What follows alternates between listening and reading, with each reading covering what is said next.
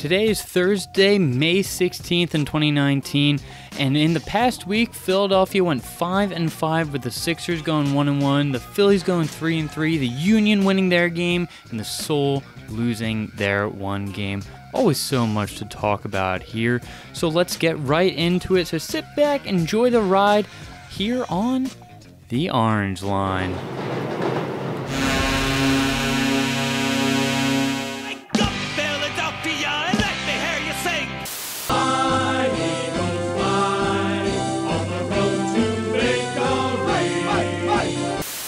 He had high hopes. He had high hopes. Clap your hands, everybody, for Philadelphia 76. So welcome back, ladies and gentlemen. My name is Dr. PhD. Sorry for the mess here in the doctor's office. Things have been a little crazy in the past week, and as you could tell by the schedule, things have been crazy for Philadelphia in the sports world, at least. So, let's get right into it. Where we last left off was with the Philadelphia Phillies. Now, things have been a little rocky at some points in this season, and this week has been one of those times where it's just a whole lot of stuff that we do not really want to see. It's been tough. Like I said, the Phillies went 3-3 this week, and well, there's been better weeks, I'll say. It's been real hard, and losing 2 games to the Brewers is tough because I really wanted the team to come out and prove that they are one of, those teams that can compete week in and week out. And, well, I guess we have more room to grow. I'm trying, you know me. I'm trying to be optimistic about everything. And, the unfortunate thing is sometimes that just doesn't happen like that. It's been annoying just because, this is a team that we thought was going to be doing incredibly well going into the season, especially with some of the signings that we had, with Andrew McCutchen now being an insane leadoff hitter, and then reorganizing the order to possibly get, some hitting going, some fun stuff going, and the problem is just it hasn't really happened like that. I guess it's been real annoying, and one of the big annoyances is the fact that Bryce Harper. I don't know what to say other than our star player. He's the guy that has the most stuff around him. He's sorry about the chair. He's a guy that he should be producing more than he is already, and the fact that he's not is really annoying. Only because, well, he's a big hitter. He's a guy that's supposed to be driving in runs, and he just hasn't been doing that. Michael Franco has been doing a lot better than that, and he's the guy that's hitting in the 8-hole. Well, anyway, it's something that's making me kind of question this season. It's I don't know. I don't know what to think of it, other than the fact that it's something that we just have to deal with. I don't know. I really do not know where we go with this. It's always annoying to see when our teams just aren't producing as well as we know that they can. I mean, we see it happen literally every year with all of our teams. But with this team specifically, I mean, we're putting a lot of money into Bryce Harper, and the fact that he's just not doing the one thing that we want him to do is, like I said, annoying. It's bothersome.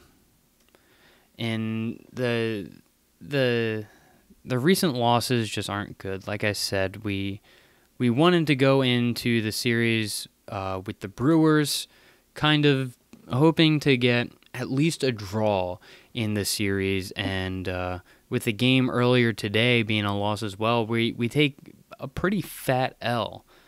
And it's annoying to me specifically because I know some people, and by people I mean person, who is a Brewers fan, who I know is probably very happy that he's able to beat the Philadelphia Phillies. But yeah, the fact that Bryce Harper is having a slow start is concerning, at the very least. And I don't know what he has to do to get back into shape, get back into form, but he has to do it ASAP. And the one thing that I want to say is I think this could be, I don't want to put the blame on us, the fans, but it could be our fault. It could be. Just think about this. We always put pressure on some of our star players to overdo some things. Not overdo. That's the wrong phrasing. To exceed our own expectations, and we always have lofty expectations of what these teams can do, will do, should do, stuff.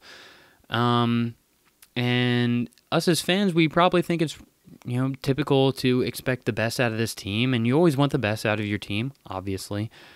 But I think sometimes we put not just extra pressure, but a lot of extra pressure on some of these star players. We saw it happen just this past week with some of our basketball stars, which we'll get into. And we also saw it this week when it came to not this week, in recent years when it came to the Philadelphia Flyers.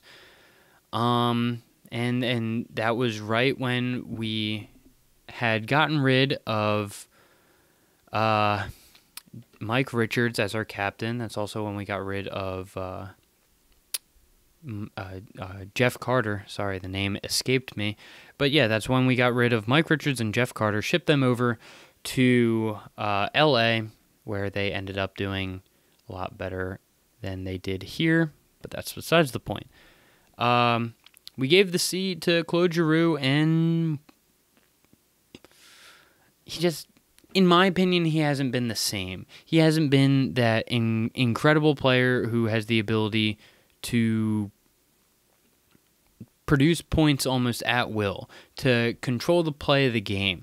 I was looking through just a whole bunch of old clips of Philadelphia Flyers stuff, and the one that came up was Game 7 of the Boston Bruins series, where we ended up doing a reverse sweep. We lost 3 games, won 3 games, in the most incredible Game 7 that there ever has been in NHL history, and you can quote me on that.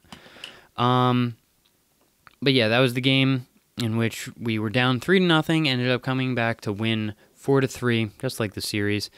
But there's one shift in particular in the third period, I believe, where it seemed like the Flyers were kind of getting outworked. The Bruins pushed the puck back into their zone, and then Claude Giroux is just able to keep the puck on the boards and get a fresh change for everyone else on the team, and he's able to put in 50, 60 seconds in just keeping the puck away from the Bruins, which is... It's insane watching it again. It was insane watching it back then, and it's something that I wish I could see more of from our captain, I'll say. But in terms of that, there's not much other news happening with the Philadelphia Flyers. They keep on, doing player highlights and things of that nature, but realistically, not much doing. I'll be honest about that. So as we keep moving, we can go on and see the Philadelphia Eagles. They've made a whole bunch of brand new signings. It's been pretty hectic for them. They have signed, Zach Brown. Just a few days ago, there was Tim Jernigan, Hassan Ridgeway, a whole bunch of people. One of the ones that I keep hearing a whole lot about is, what's his name? Steven Wisniewski. He was an old Philadelphia Eagle coming back. He has that ability to either be a guard or a center for the offensive line. And one of the best things I think about it is the fact that this O-line is going to be great to protect Carson Wentz, who is always, I won't say always, but he seems to be a controversial topic as of right now. People have opinions about him, just like Donovan McNabb, who say if he doesn't produce anything in a while, then maybe we might have to look somewhere else for our quarterback. And then there are people who believe that he's just, the bee's knees, that he's just so great. And whatever your opinion is, that's, your opinion. But, in terms of this offensive line, I think it's going to be good. And Carson Wentz has plenty of threats out there on the field. Our running backs are always great. We have two of the best tight ends, at least the best tight end pair in the league, and a whole bunch of different threats in terms of wide receivers. So I'm not worried about our offense. The thing I'm worried about is our defense. If we're putting points on the board, can we make sure that the other team is not putting points on the board? I don't know. It remains to be seen, but that's all I've got for the Philadelphia Eagles. I'm hoping for the best, as always. Always hoping for the best. Moving along to the Philadelphia Wings. Once again, not much really doing. Just, lots of shouts. I saw something of a behind-the-scenes kind of sneak peek of there's a video crew hanging out in a parking lot with Wingston. So if you're a fan of the Wings, as you should be if you're watching or listening to this podcast, be on the lookout for a little bit of Wingston action.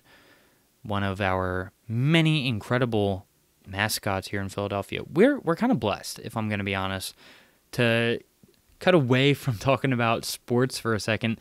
Our mascots, well, I guess they're kind of the same thing. Our mascots are fantastic. There's only one that I think is weird. Like, a lot of mascots are weird. Some of them are creepy, but I'm not the biggest fan of this one. But for the most part, Philadelphia has just been blessed with great mascots, especially the two best in the world currently. And, I mean, one of them is the best of all time, being the Philadelphia Fanatic. But we already talked about the Phillies. We already talked about Wingston and the Wings, so we keep moving. What do we keep moving on to? Well, it's going to be the Fusion. The Fusion are not playing this week. They didn't play last week either, and I'll be honest, I'm a little upset about it. But I hope this break is good, where they can get some practice in, maybe look at a few different comps other than goats. I know that's something that they're very invested in, is the no goats meta. And during this break, we are looking to see if there is going to be maybe a patch, maybe something new added to the game just to shake things up. But we are hoping that the meta can finally change and we can get a brand new style of play from the rest of the teams, because I'm tired of goats. The Fusion, are tired of goats, and, well, there's a lot of other things to look forward to. Like this week, one of the big things is the All-Star Game. I said that is going to be happening or starting today, but it actually started last night. There were a few events that took place, one of them being the Widowmaker 1v1, which was very fun. It's always great to see great Widowmaker play. I always say this. I always say I love top-tier play, and last night was top-tier play, especially in Widowmaker. I was hoping for Carpe to tear through everyone. Unfortunately, I believe he got booted in the semifinals, so that sucks. But we do have the official All-Star Game tonight. The Atlantic Division is hoping to tie. Right now they're down 2-1 in terms of events, or 3-1, I believe. Let's take a look at the scoreboard real quick as we do. As you can see, there were 4 events last night. The Atlantic Division is down 3-1, so we're not going to be able to walk away from the All-Star break with a win for the conference division. I don't know. The Atlantic side of things isn't going to be able to walk away with a win, but we can get a spiritual win, a good win in the official All-Star Game powered by Intel. And I'm always excited. I'm always excited for Overwatch. I keep saying that. I will continue to say it. It's one of the just most exciting spectator sports out there. How can you not love it? But as we continue to roll forward, let's take a moment to talk about that one team that I thought does not have the best mascot. That's the Soul. Even though I love Soul Man, he didn't really bring much to the table on Saturday. Saturday, the Soul lost to... Who did we lose to? A bunch of jobbers. I'm absolutely kidding. We lost to a fairly decent team. As I take a look, it was the Albany Empire. I already forgot it because I wanted to get past this game. I wanted to move into this week, but I do have to talk about it. We took an L from Albany, who was at the time, the only other undefeated team, and now they are the singular undefeated team in the AFL. And it was really a shootout. That's what I saw a lot of people saying on Twitter, that it was just touchdown after touchdown after touchdown. And unfortunately, Albany was just able to get out ahead of us early on, so that way when we started wheeling and dealing, getting some passes going, getting the offense flowing, we just weren't really able to get ahead of them. A few missed point after kicks did not help our cause either. And I don't know. I don't know what to say about this game. It was fun. It's always fun going to Philadelphia Soul games, but it was just tough to watch, only because I don't want to see. I mean, I love seeing back and forths, but I don't want to see a back and forth in which we lose, and I don't want to see a back and forth in which one side of the coin isn't really relevant. Because our offense was really rolling for a bit. We were able to kind of keep pace with the touchdowns. The problem is that it seemed like Albany's wide receivers were just able to get behind us at all times. They always seemed open. They always seemed like a catch was kind of free. And they were kind of able to control the pace of the play with that. I mean, the tempo seemed very quick, and Albany was just able to start their drive fairly close, and then, long pass, almost, either a touchdown or a long reception, so first down, and move the chains.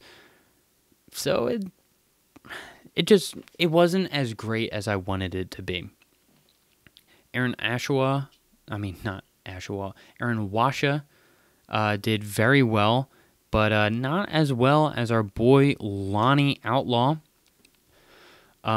who reminded me that the Soul have just one of the coolest lineup names. I mean, in terms of like Money Reynolds, Aaron Washa, which I think is a really cool name, and Lonnie Outlaw.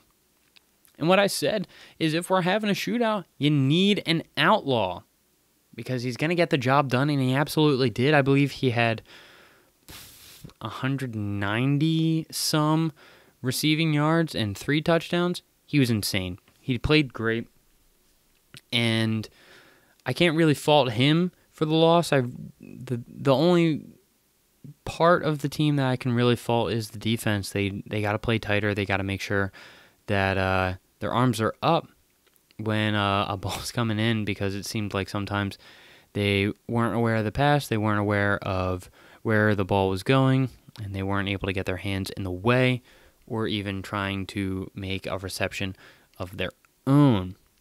So that was the soul. It wasn't that great.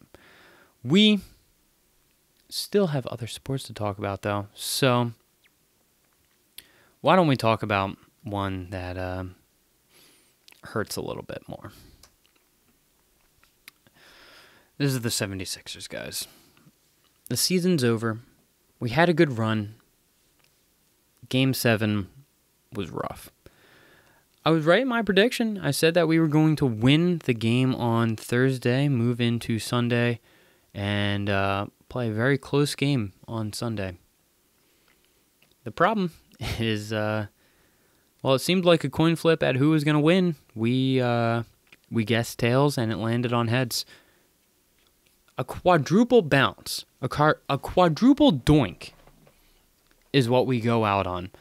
And it's not the way you want to end a season. Of course it's not. It's not the way you want to end a season in the regular season, in the first round, the second round, third round, or even the championship. It was a heartbreaker. And no one in the city was more heartbroken than Joel Embiid. It hurt me. It physically hurt me. It physically hurt so many of you out there to see this grown man, this giant man, break down into tears. He put his heart and his soul into those games, those rounds, and just was only able to come up just short 2 points. He was able to contest the ball that Kawhi shot. Ugh. There's so many syllables in that name. But he was able to contest the shot, but not able to get enough on it to deflect it or drive it off course. So he did his best. And that's all we can really ask for from our players. I know a lot of people are disappointed. A lot of people think that Ben Simmons should have played blah, blah, blah, and Joel blah, blah, blah. I'm happy with this team. Another 50-win season is in the books, and moving forward, I think we can do very, very good things. I think this team can absolutely be a contender next year, especially with experience for both Ben and Joel, getting them more used to the playoff atmosphere. This heartbreaking experience is something that's going to, carry him into future seasons and make him into a fuller all-star. That is both what everyone else said, Joel said, Brett Brown said, who I am welcoming back. That's going to be my hot take of the week, that he's back, ladies and gentlemen. It's going to be great to see him coaching this team. I'll say it. The players like him. The fans, not so much. But I can't really argue with 2 back-to-back 50-win seasons, going to the playoffs, losing in a heartbreaker. There are things that I want more from him, but that's why I want him back for another season, because I think he can do it. I think this team can do it. You just got to have faith, man. You just got to have just a little bit of faith. But that's just me. That's just what I think. So, I would love to know what your opinions are, to know what you think. But for right now, we have one final sport to get to, and that, my friends, is going to be soccer, football, whatever you want to call it. It is going to be the Philadelphia Union, repping them right now because they are, without a doubt, the best team within Philadelphia. I mean, the best team that's still playing, obviously, but they are the beast in the East, number one in the Eastern Conference. God, just like when the Flyers were on a roll, it was incredible to see a whole bunch of wins coming from them, and it's incredible to see a whole bunch of wins coming from this team, especially because this is one of those teams that hasn't done much, I'll admit. Since their inception into the league, they just haven't had the same kind of impact, I guess. They haven't played with this fire. They are playing like a monster. They are playing like they want that championship, and that's exactly how I want them to play. It is great to have championship caliber soccer in Philadelphia for once, and hopefully this is just an idea of what's to come. Hopefully we can be the Liverpool of the United States. Hold on. I want to be the Manchester City of the United States. As much as I love Liverpool, personally, in the EPL, I like Liverpool, but we want that championship. We want to be great, and we want to carry all of this momentum to the glorious, glorious end that is a championship. I mean, who doesn't want that? But as we look to last week on Saturday, we were able to take down Toronto FC 2-1. Absolutely fantastic to see, just because, well, we remain at the top. Or should I say, we remained at the top. As I'm looking at the standings now, I was unaware of what DC United was up to. This is a little bit of a plot twist. DC United is 1 point ahead of us. How could this happen? How could this be? Well, I mean, they played a whole other game besides this. But once again, I made a prediction. I was right. I said we were going to even up our record away, and that's exactly what we did right there. 2-2-2. How can I do this? How can I continue to do this? I am making predictions, ladies and gentlemen. I am proving to be the Nostradamus of podcasts. I'm insane. I'm tooting my own horn here. The real insane people, is the Philadelphia Union. We do plan on claiming that top spot from DC United as we go further ahead. I'm realizing right now that throughout this entire podcast, I've not mentioned the schedule for any of these teams that are coming up. So let's take a look at some of them now. This week on Saturday, the 18th, we are playing Seattle, the Sounders, at home, where we have been incredible. I believe our record is 5-1-0. Yep, absolutely, 5-1-0.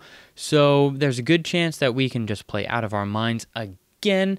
The Beast in the East will remain, and that's exactly what we love to see. But taking a look at the Souls schedule, they also have a game on Saturday. It's going to be against the Washington Valor, I believe last year's AFL championship winning team. So we have to prove that we are going to be the championship winning team this year. This last loss to the Albany Empire means nothing because we are going to continue to succeed. Aaron Washa is going to run down the field. Dan Radaball is going to do what he does best and score some gosh dang touchdowns. I already talked about Overwatch, saying that the All-Star game is tonight, so I really hope that you are able to get a view for that. Maybe if you're listening to this later, go back, take a look at it. Like I said, this is the tippy top of play, and they're going to be having fun because it's the All-Star game, and that's what you love to see. Sixers, they're not going to be playing, which is a little upsetting. I kind of just hurt my own feelings by saying that. I hurt my feelings, and I really hope that I didn't hurt Joel Embiid's feelings. We did have one game today for the Phillies that is going to be against the Brewers, where we already took an L, so not a good start to the week. But now we have a 3-game series against the Rockies, and then we start up a 4-game series at Chicago facing the Cubs.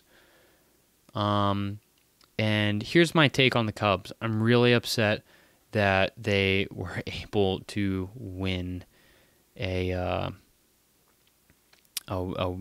World Series. I didn't want it. I thought it was funny. I'll be honest. I was a bit cynical. I thought it was funny that they couldn't win one.